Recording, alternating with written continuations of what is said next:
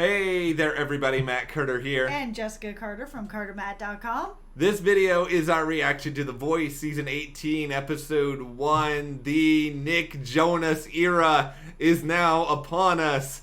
He gets blocked almost right away. I think it's the second performance. No surprise there. I mean, I think Nick has a solid outing as the coach, but Yeah. I think we try to shape these videos into being more about the contestants because I want to live in a world where there's a platform where The Voice can actually produce legitimate superstars. Yes, and as much as I enjoy the coaches, and I do, and it was really cool to see Nick on here tonight. I mean, I think he did a really good job for the first time out. We do have a situation where the coaches don't always give the most criticism going forward past the audition, so... But I did love the puppy moment. Everybody wants a puppy. Nobody wants to be blackmailed by a puppy. I guess that that's was true. Hilarious. I was dying. Yeah, funniest moment of the premiere. So what we're going to do here is we have singled out 3 performers who I think we collectively feel were the best from the premiere in Joanna Serenko, Todd Michael Hall, and Nelson Cade III. I mean, even if you don't necessarily think they're the best, I think these 3 are certainly very, very interesting, and I'm kind of curious to see actually where all of them end up going as the season moves along. But before we talk about anything else in this video, if you like this discussion, give us a like, subscribe, and hit that notification bell so you don't miss any other updates we've got coming up. Okay, so I want to start off with Joanna. Okay. Because she sang one of my all-time favorite Beatles songs, All My Loving. I didn't know what to expect with this song. It is sort of like it's obviously an older song. It's a very sort of poppy kind of feeling song. It was very cool and surprising to see the arrangement that she did. I love her voice. I love her style. The arrangement was super cool. Great song.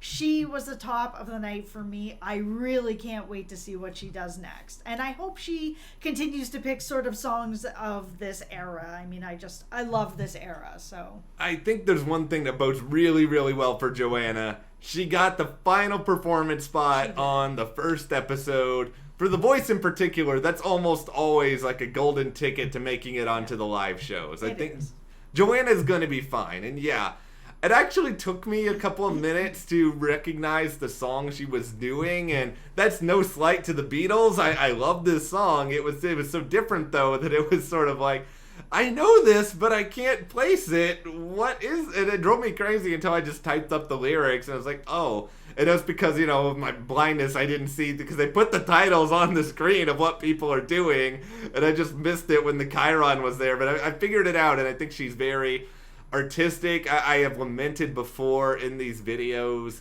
how The Voice doesn't tend to let people do original songs, and if you're not going to let people do original songs, at least let them do songs that feel like original songs. Yeah, she changed the arrangement so much that at first, if they didn't put up the title, and they did, and I was like, oh my love, and oh my God, I can't wait. If they hadn't put up the title, I too would have been wondering, what is it that she's singing, and until the lyrics really kicked off.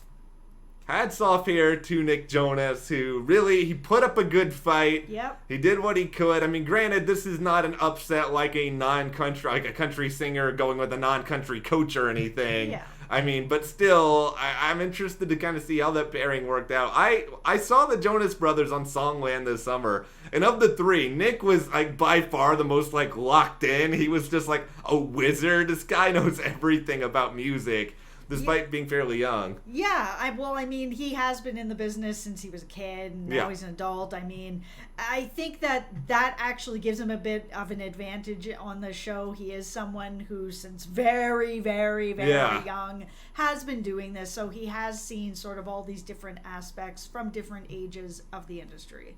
All right, so the next person I want to focus on is Nelson Cade III, and his rendition of Pride and Joy. I'm a big fan of people named Nelson. My grandfather's named Nelson. I think he's got a really, really cool voice. I think he's got good musicianship. I mean, it wasn't the biggest rearrangement of the song that I've ever heard, but it doesn't always need to be if you have just style and charisma and you have punch and musicianship. And I think vocally, he's just so solid. And the fact that I think this song can kind of just be sort of like a middle-of-the-road forgettable song on a singing show. I mean, as a record cut, it's outstanding. But I think in lesser hands, this would have just been like, that's all right.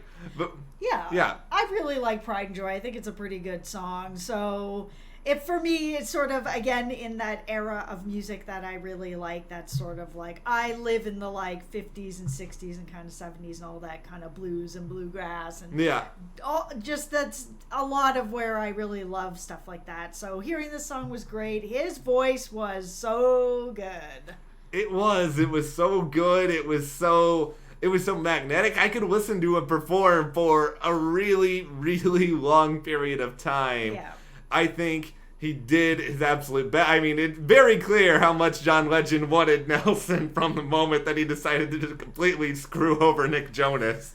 Oh, absolutely. That was just mean. Yeah, but hey, welcome to The Voice, Nick. This happens to you, and Nelson makes the right choice. I think he's obviously gonna be someone who we see on the show a lot moving forward. Yeah.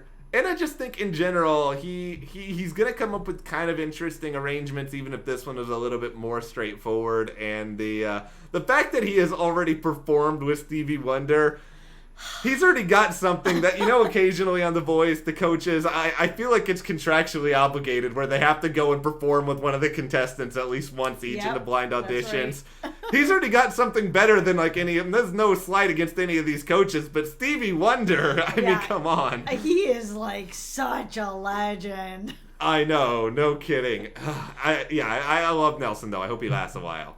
Okay, so finally we want to talk about Todd Michael Hall. And the thing that I just loved about him is that this doesn't feel like the show that he would be on. He feels like I would see him on something like maybe an America's Got Talent. Somewhere that just actually has a door open for like real, genuine, like rock and roll, something that's, I mean, a lot of these shows like Idol and Voice, it's a lot more country or pop or sort of in these kinds of veins. And someone like Todd, there isn't really a place or a lane for someone that is just this gorgeous rock and roll feel like I'm listening to Rush or something. And so it was really neat and cool and awesome to see this on the show, and not just to see it, but to actually see chairs turning around for him, because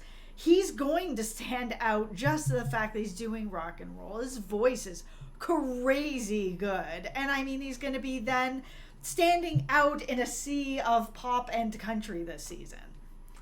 It's usually moments like this that I bust out the tinfoil hat with this sort of stuff, because I'm usually like, okay, I don't know if the coaches are just this good at recognizing older voices, but a lot of times the older contestant goes on, nobody turns around, and it's like, all right, we get it. You guys don't want to have an older contestant on your team because you can't sit around and praise them for how young they are and how much they have room to grow, which I feel like you guys do a lot. But I like the older contestant on the show sometimes. I like it when it's Todd Michael Hall. His name is kind of like the combination of Michael C. Hall and Anthony Michael Hall rolled into one. He kind of looks like Jim Carrey. He's got a lot of just interesting things about him. His voice is really, really cool.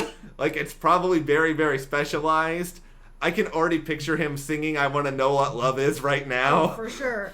The only thing that I'm worried about, and I'm hoping that this doesn't happen, is that the coaches are going to try to put in something else and bring him a little bit away from rock and roll and kind of into maybe something that's rock leaning into pop, because his voice is very rock and roll, but it does feel like it could be pretty versatile because he can hit some crazy notes, and that with the right coaching he might be able to kind of do rock sliding into something else. So I'm kind of a little bit concerned that he might get coached into that way, and I really hope not. I want to just see rock and roll from him all season long. I know, and I have this list in my head of things I already want him to do. It's not just I want to know what love is. I want to hear him do Baba O'Reilly. Give me the Who. Give me some good Who. I mean, of course, the irony of that would be like the entire 2 minutes of The Voice of Lots would just be the opening to the song, but still, there's just so many really cool songs I think Todd could do. He'd bring new music that we don't usually hear on The Voice, and I think people would vote for him. I feel like they'd feel like he's a throwback, he's different, he stands out. If he sings like this on the live shows, which isn't a guarantee for anybody, I don't know if he would win, but I think he could go a lot further than people would think. Yeah, I think so too. I think his voice is a standout.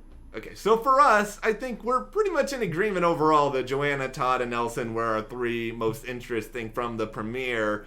But do you guys disagree? Do you have other favorites? Who did you enjoy from this first episode of The Voice? Puppy, Snowflake. Okay, the puppy gets a chair turn in my heart. The puppy is not being on Team Matt, unfortunately. Coco Vanderwolf down there would get jealous. But anyway, let us know what you thought about this episode. And if you do like this video, give us a like, subscribe, and you can support us further by checking that link in the description to the CARTERMATT store. And we'll see you here next time.